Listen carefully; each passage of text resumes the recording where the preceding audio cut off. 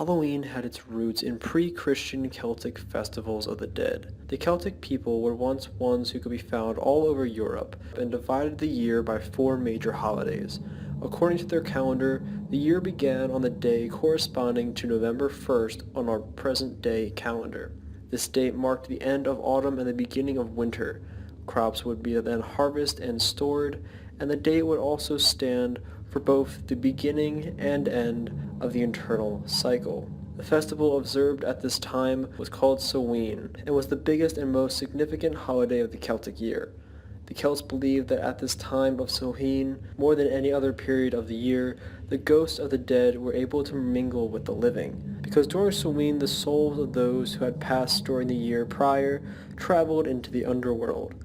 People gathered to sacrifice animals, fruits, and vegetables, and they would also light bonfires in honor of the dead, to aid them in their journey and to keep them away from the living.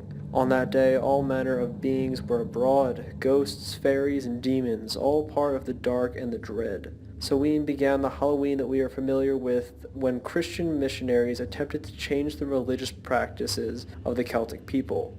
In the early centuries of the first millennia AD, before missionaries such as St. Patrick and St. Clemcie converted them to Christianity, the Celtic people practiced an elaborate religion through their own priestly caste. The Druids, who were common priests, poets, scientists, and scholars all at once, were also the religious leaders, spiritual specialists, and bearers of learning.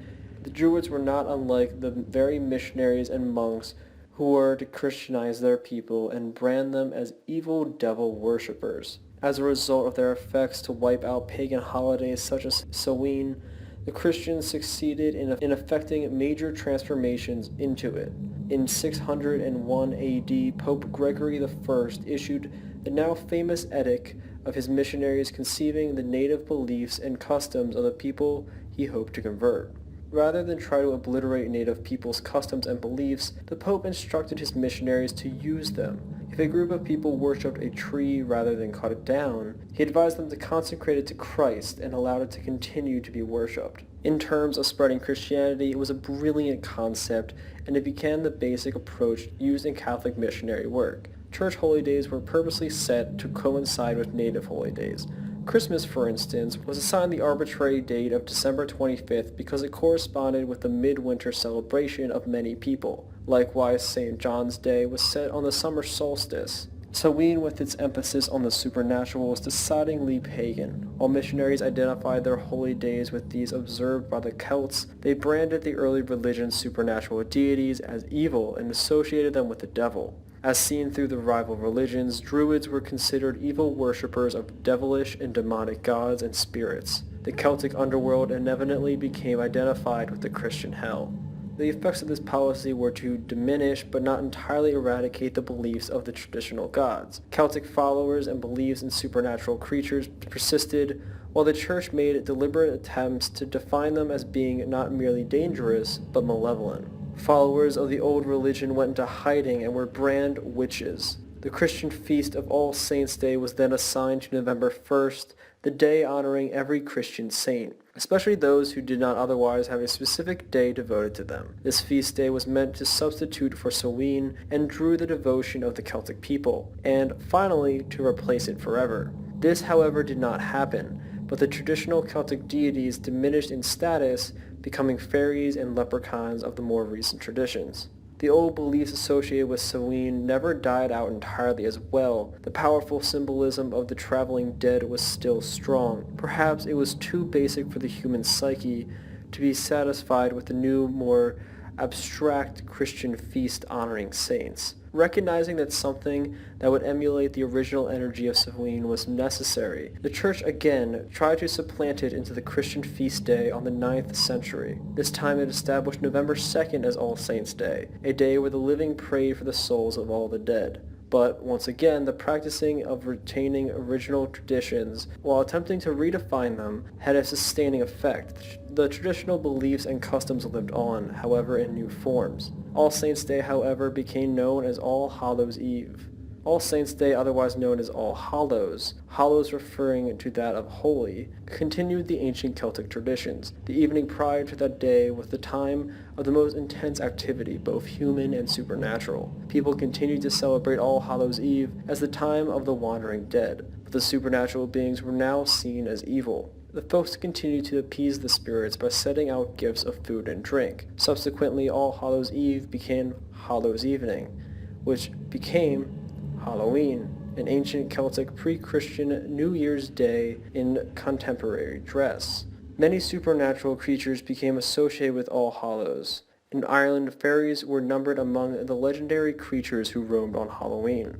An old folk ballad named Alison Groose tells the story of how the fairy queen saved a man from a witch's spell on Halloween. In Old England, cakes were made for the wandering souls, and people went a-souling for these soul cakes. Halloween, a time of magic, also began the day of divinity and the host of magical beliefs. For instance, it is said that if someone were to hold a mirror on Halloween and walk backwards down the stairs to the basement, the face that appears in the mirror will be that of their next lover. Virtually all present Halloween traditions can be stemmed to ancient Celtic days of the dead. Halloween is a holiday for many mysterious customs, but each one has its own history and story behind it. The wearing of costumes, for instance, and roaming from door to door demanding treats can be traced to the Celtic period and the first few centuries of the Christian era, when it was thought that the souls of the dead were out and around, along with fairies, witches, and demons. Offerings of food and drink were left out to palate them. As the centuries wore on, people began dressing like these dreadful spirits, performing antics in exchange for food and drink. These practices were called mumming, from which the practice of trick-or-treating evolved. To this day, witches, ghosts, and skeletal figures of the dead are among the most favorite disguises. Halloween also retains some features of the harken back to original harvest holidays of Samhain, such as the custom of bobbing for apples and carving of vegetables, as well as the fruits, nuts, and the spiced ciders associated with the day. Today, Halloween is becoming once again an adult holiday and masquerade, like Mardi Gras. Men and women in every disguise imaginable are taking to the streets in big American cities, parading past grinningly carved, candle-lit jack-o'-lanterns, reenacting customs with a lengthy pedigree. Their masked antics challenge, mock, tease, and appease the dread forces of the night, of the soul, and of the other world that becomes our own on this night of irreversible possibilities. In so being, they are reaffirming death and its place as a part of life in an exhilarating celebration of the holy and of a magical evening. That is how Halloween has become what we know and love today. A major shout out to the American Folklife Center underneath the centers in the Library of Congress, and to Jack Santino for his research into this. His original story is linked down below, so go check it out. I am a little late to this whole Halloween hype, but figured that it'd be a nice starting point during the festival day itself. I have other scripts and videos planned out that draw upon the theme of this holiday as well, so do not fret. Halloween will most likely be extended this year. If you want to stay tuned for videos such as those, hit the subscribe button to stay up to date on all my content. While you're at it, why not check out my social media, where you can get the first news for any new topics, as well as be able to ask and request any others of mine. I hope everyone is having an amazing Halloween this year, and until then, stay spooky, guys.